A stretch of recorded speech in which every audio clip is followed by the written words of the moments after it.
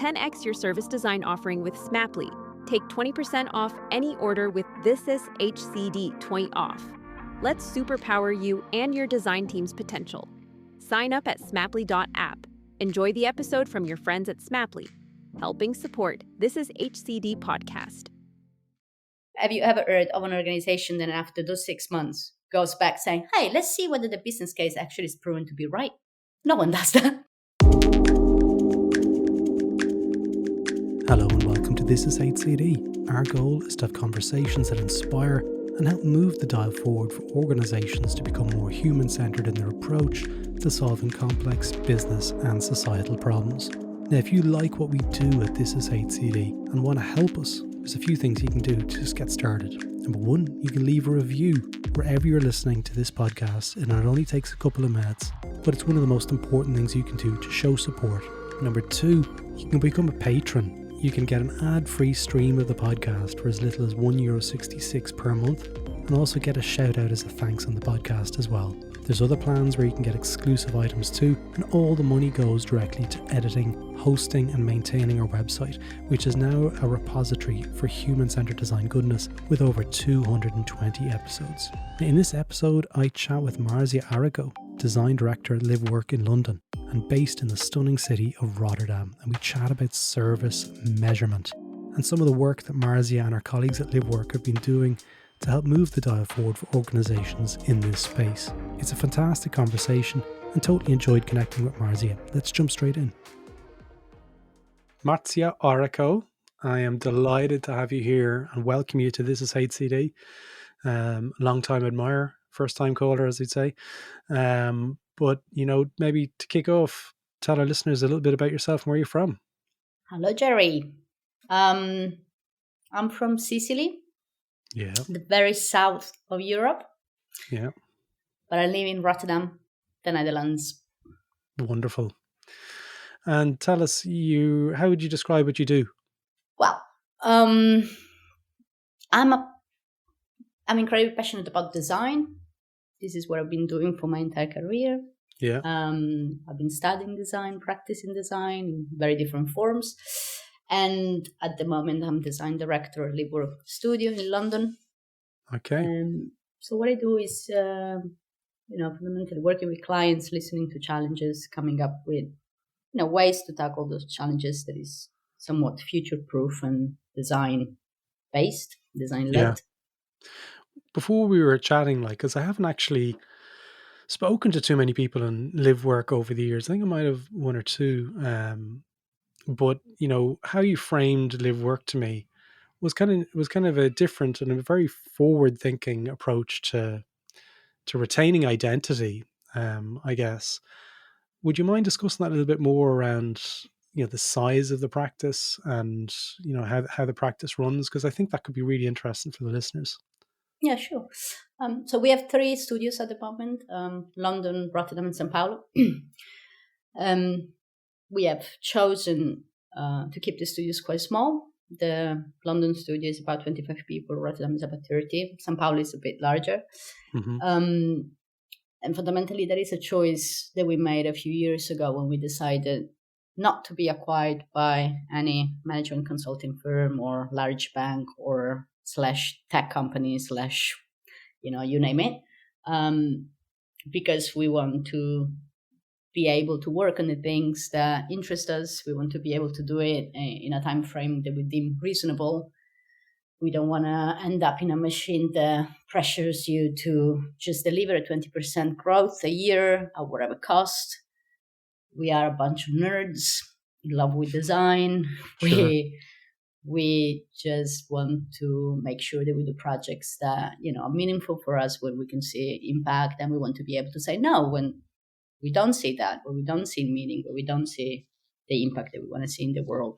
And if you become bigger than that size that I mentioned, that it becomes hard to do that because you have to start taking whatever project comes to pay basically salaries, right? Absolutely. So we tend to select our people quite carefully and to keep the team small and cohesive around our purpose, basically. Absolutely. It sounds idyllic in many ways, because we're all probably aware, many of the listeners are aware of the agencies that have kind of come and gone and have been absorbed by big organizations, and after a couple of years they just dissolve and they become part of the bigger beast or the bigger fish. So it's really rewarding to see that kind of fight happening, and that fight to retain identity is super positive. So I know, look, I'm a big fan of Livework, and I've been following Livework for as long as I've been involved in service design. But today we're going to be chatting a little bit more around service measurement and service performance, something that we connected about recently, a couple of weeks ago, maybe a couple of months ago. We were back and forth about it. But you and a number of other peers in Livework have developed a new framework. Is that right? Yeah, I think that's correct. Do you have a name for it? No. You haven't given a measurement framework. Measurement framework. Is that call it? You could call it new measurement framework. Yeah, we could do that. NMF. NMF, which is quite similar to NPS, but NMF. So the new measurement framework, which you've just witnessed the naming of the new Livework measurement framework. It's called NMF. Highly contentious because it's NMF, new measurement framework. But how does this separate itself, and how does this distinguish itself against other how should we say, metrics that are being used in organizations to measure services?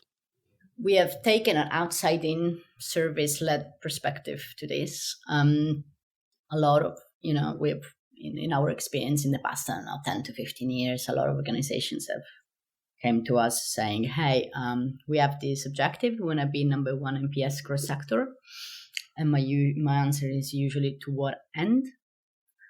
Because that is not in itself an outcome to achieve, and an extreme focus on NPS, as and NPS in itself is not a bad thing, but the way it has been using to really drive behavior in organizations and strategy is not necessarily healthy. So what we have started doing is really engaging our clients in a conversation about outcomes. What are the outcomes that you're really trying to achieve as a business? What are you here to do? And it's not just a question about business, but also, what are you trying to achieve for your customers and for operations? And most recently, we also added sustainability as a fourth lens.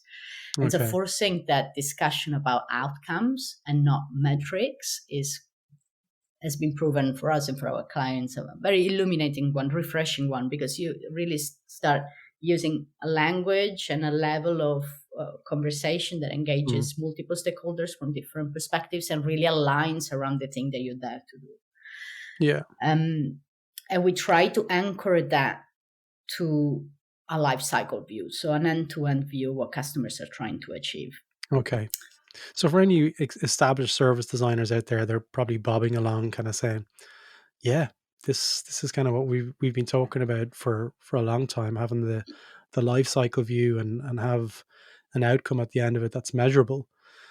Do you mind if you take a step back though and talk a little bit more around NPS? And because I feel like if we're driving along a road here and we've just passed this big building called NPS that the world has been in love with, and many of the organizations have been in love with, we should stop at least and take a photograph of what that looks like. So maybe let's talk about why do you believe organizations love NPS, and what does it give them, as opposed to a score at the end of it, in terms of an emotional piece? What is attractive about NPS to organizations? Originally, NPS, the Net Promoter Score, was invented as a way to measure how well organizations generates relationships that are worthy of loyalty, right? So it's a prediction for loyalty, and fundamentally it will tell you how much you can expect to sell more of that things, how many new customers will have, as well as how likely the customer is to stay with you, which in itself is a very useful thing, I think. And it's very simple. It's one question, incredibly simple, right? Yeah. It's not a lengthy, complicated survey. So in its simplicity, it's great. And it's, something that everyone understands, and it's become, a real driver for conversations and decision making. Yeah. But it's like the way I describe NPS is like calories on food. It's, you could have an apple that's 50 calories, or you could have a spoon of peanut butter that's also 50 calories. But like there's different nutrients and there's different perspectives and there's different micronutrients as part of each one of those food types. And am I right in saying and I'm kind of playing devil's advocate here because I know the answer already to this, but NPS gives an organization a level of reassurance that they can compare, historically, okay, things are getting better. Oh, things are getting worse. Is that really as simple as a view as that organizations are using NPS in terms of like, are we doing better? Are we doing worse? Yeah, are we doing better? Are we doing worse? Sure, they use it for that, but fundamentally, and for projections of revenue. But fundamentally, the problem with that is that you don't have any understanding about the actual experience that you're offering to customers. And if things are going bad, if your NPS goes down, you have no clue why. Why exactly? So I've seen some arguments about this online where, service design might be a new thing in your organization, and product management or whoever is installed or instilled NPS as a metric worth measuring in an organization. And they don't have the power to change it. And they kind of have to live with it and pick their battles. And one argument was to add an extra field where it's an open-ended field and you can ask for some additional insights. Yeah, some people are doing that. Or they do callbacks, right? They do callbacks and stuff like that to add a little bit more meat to the score. Is there anything else in your framework that you could sort of see, or in your experience, not even your NMF? We'll get to that now in a minute, the NMF folks, because I know people are on the edge of their seats waiting to hear it's going to become a NMF. thing. It's going to stick. I can feel it. It's going to stick forever. I just want a little credit. That's all. Only joking. But with NPS, okay, if you have something you want to add to that conversation about an open-ended field at the end of your NPS survey, is there anything else that you can advise to people that they might be able to add to make it somewhat of a better transition, maybe to have those conversations with the business about saying, hey, listen, no, I don't have an answer to that. And I don't even want to give an answer to that because I think it's just the whole concept is just so fundamentally broken. All right, we're not going to get down that road, folks. If you want to get down that road, folks, you can listen to an episode of myself and Nick Coster from 2018 where we destroyed NPS. Anyway, well, actually, I destroyed NPS. Nick defended NPS in that conversation a couple of years ago. But let's talk about the NMF, which, again, folks, it's sticking. So you said, the full life cycle of measuring the outcome. Maybe talk to me about how you would sell this into an organization about you've got a new measurement framework. How is it different? I mean, I usually start the conversation by asking in what way do they make decisions about where to invest money. How do you decide that onboarding is a more valuable thing to invest into than something else? Yeah. On the basis of what? Yeah. And usually, there is no answer to that because there is no process. And usually the reality is that some senior leader woke up, heard a client complaining about X or someone complaining about X, and then getting all very worried about the thing and started shouting that this thing needs to be fixed at whatever cost. And all of a sudden there are these, millions moving from one side to the other to fix that thing on the base of non-existing business cases or business cases that are written on the base of, pure imagination. And then those business cases are never even reviewed again. So after you have written the business case, got the money to actually start the project, have you ever heard of an organization that after those 6 months goes back saying, hey, let's see whether the business case actually is proven to be right? Yeah. No one does that. No. Right? And it is crazy when you say it out loud. It is crazy. Yeah. It is crazy. So my question usually is, how do you make informed decisions? How can you decide that this thing is more valuable than this other one? Mm-hmm. And the second question that I usually ask is, do you know how much revenue this specific service brings and how much it costs to deliver it? Yeah. Usually the answer is no, because organizations are not organized like that. They're organized around products. They can tell you that about a product.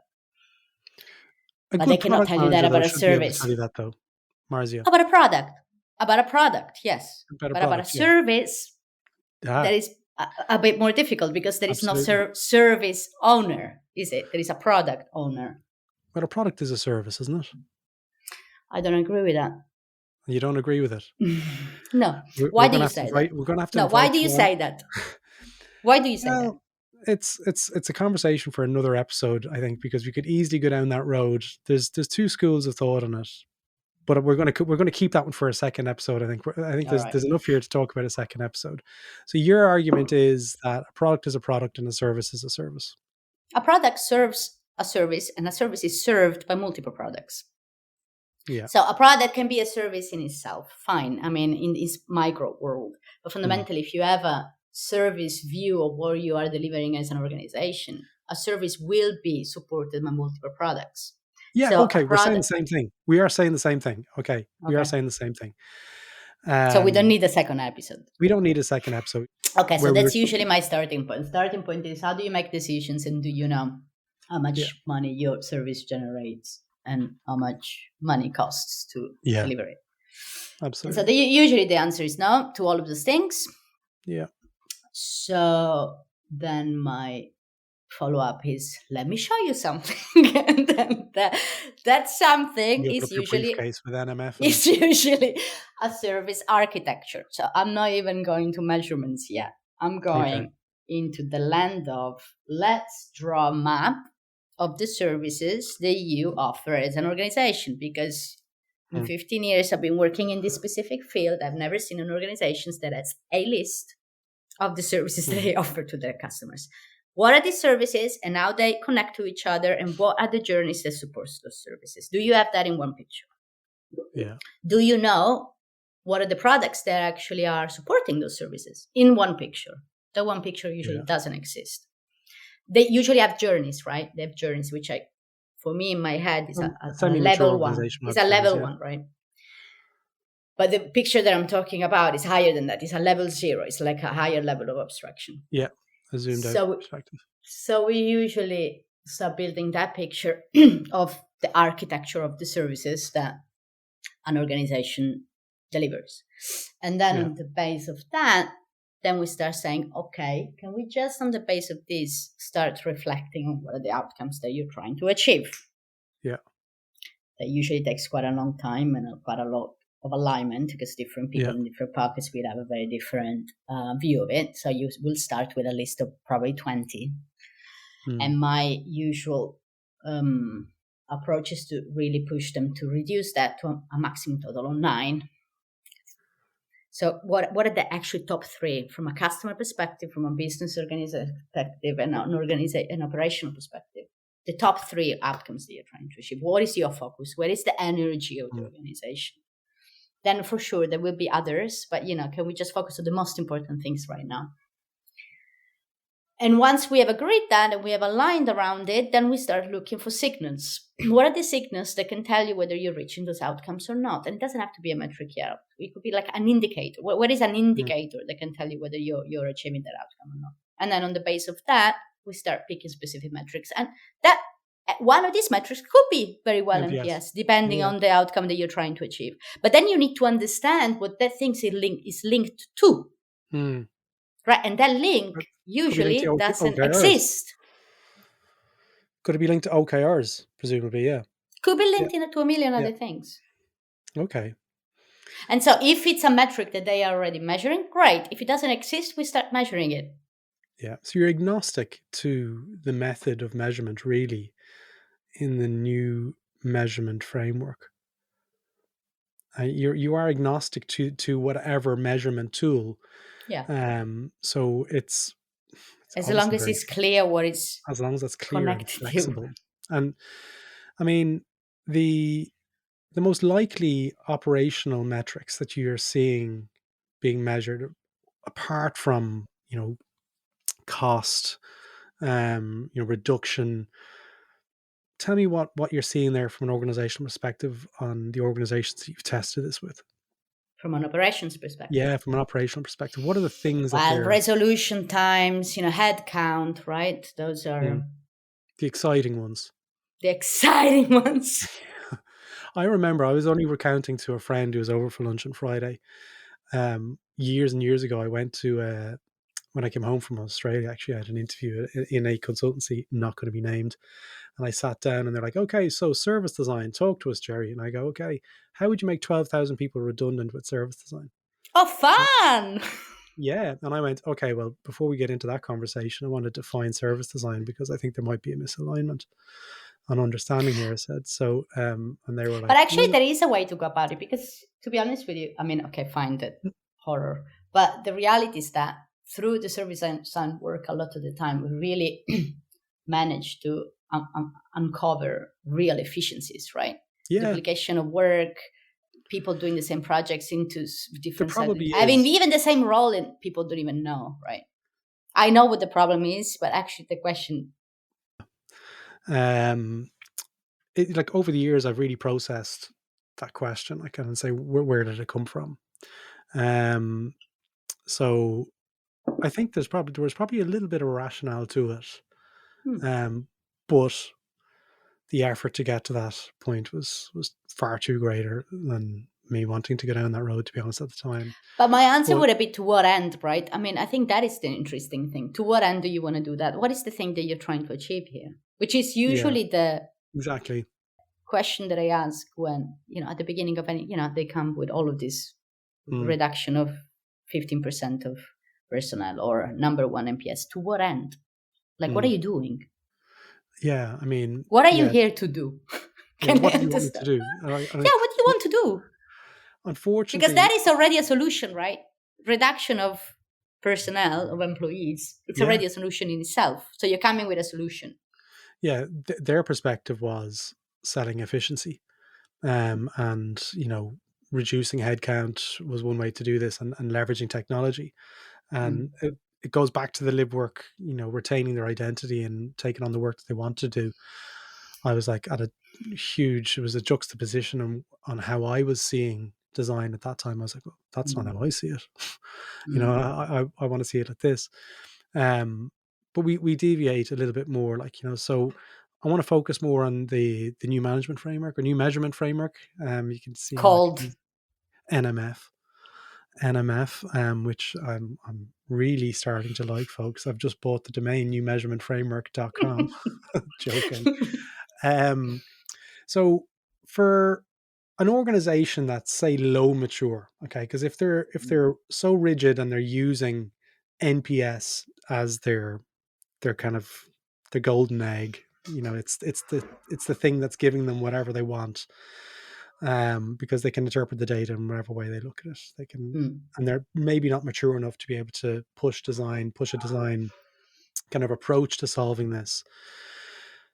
What skills do they need, or what personnel do they need, in your experience, to kind of move the conversation forward to question that and start introducing the NMF?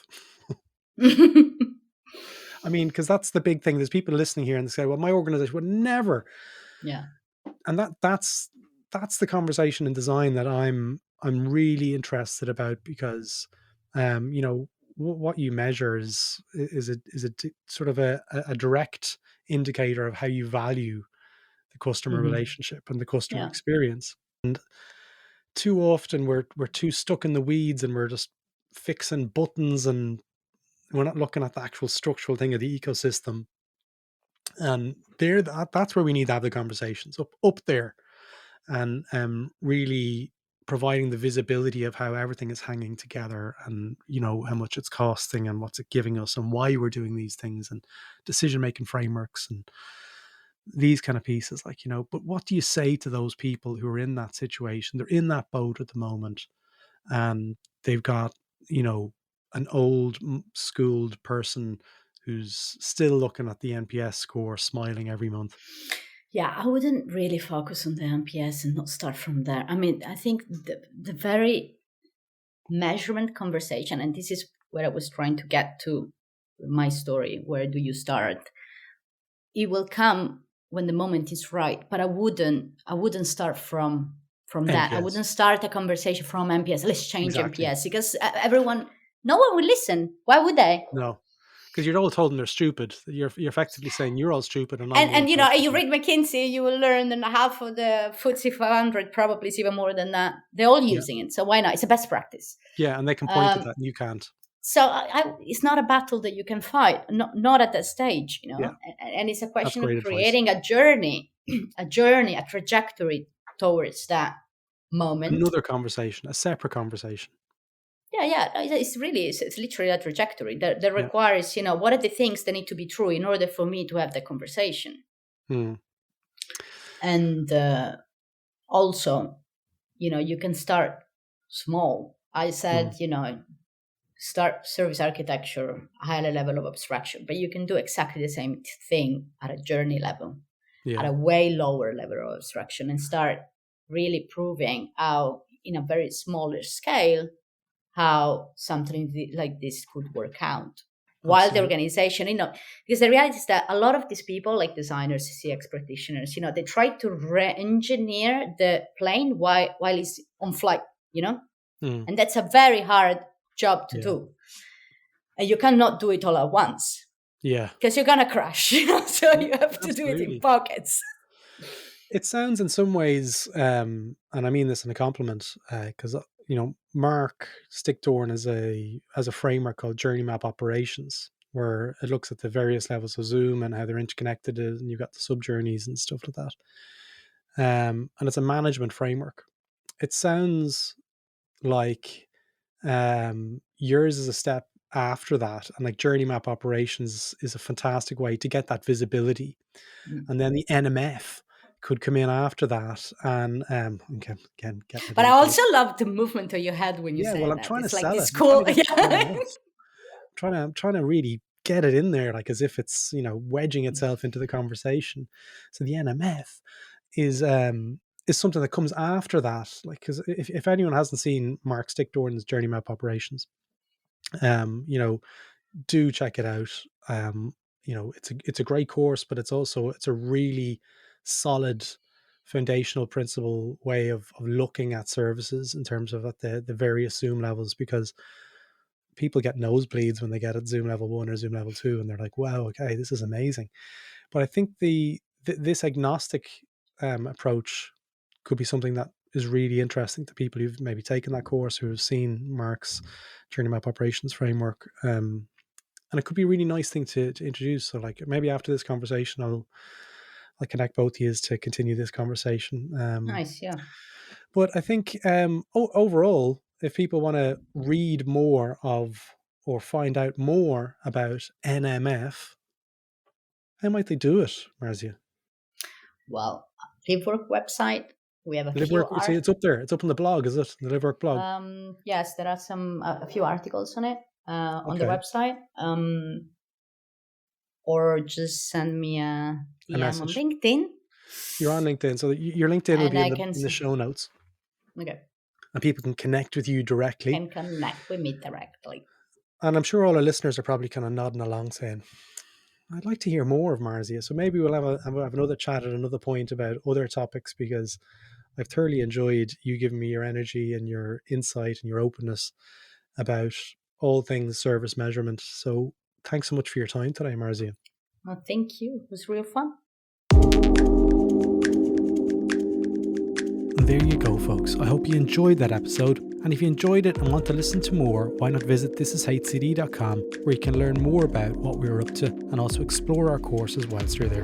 Thanks again for listening.